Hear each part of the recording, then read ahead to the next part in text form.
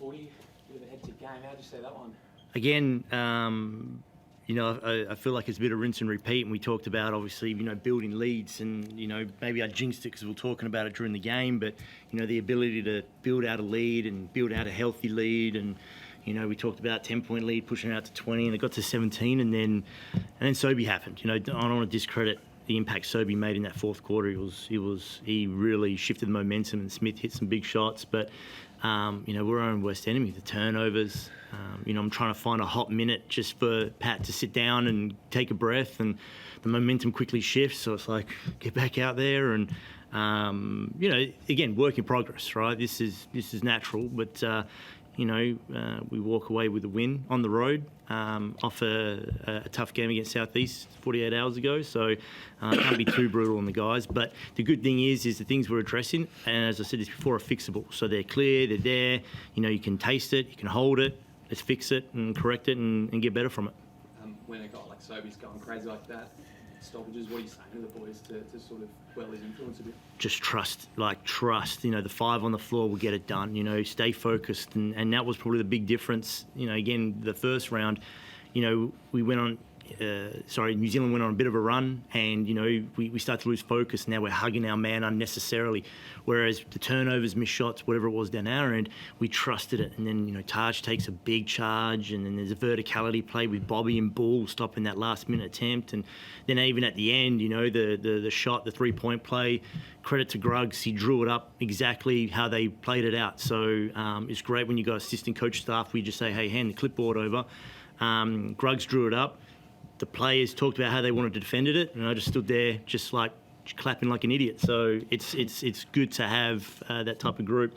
But yeah, still areas to work on. A bit of a clash there between Ladd and Aaron Baines before half-time. What was your view on that whole incident there? It seemed to sort of peter over into the half-time break too.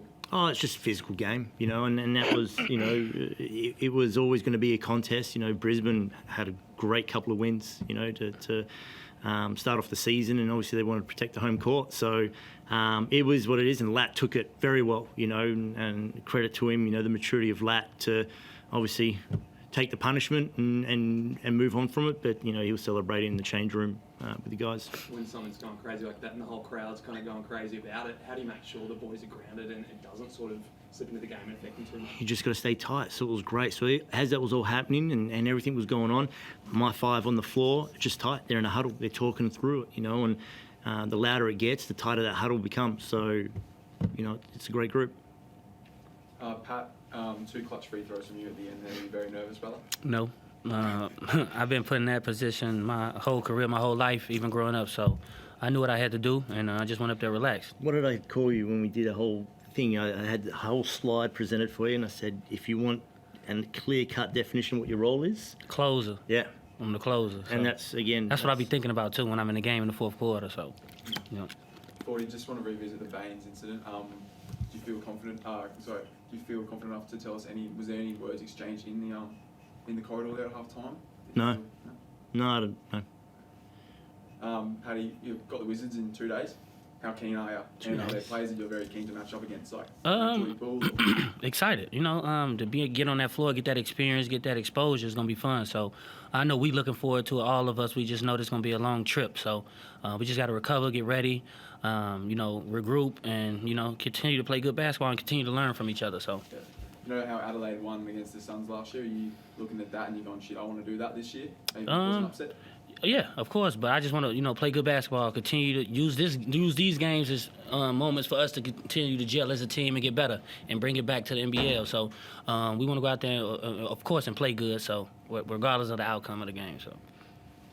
The boys are pretty aware that it's not a 10-day holiday over in the States, so this is work time, and it can be really used productively for the rest of the NBL season. Yeah, definitely, because as you saw, we got Taj back in, and he was on a minutes restriction, and Taryn's due to come back in. So it's almost a free hit for us that now, with those guys that are out, that are trying to work their way back into the lineup and the rotation, now we virtually have like 2 weeks and a couple of free hits to find our rhythm, So, yeah, it's if anything, it's probably come at a really good time. As crazy, quirky as it sounds, been during the season, for us, it's actually come at a good time. And what did you make of Taj's first minutes and Josh Roberts?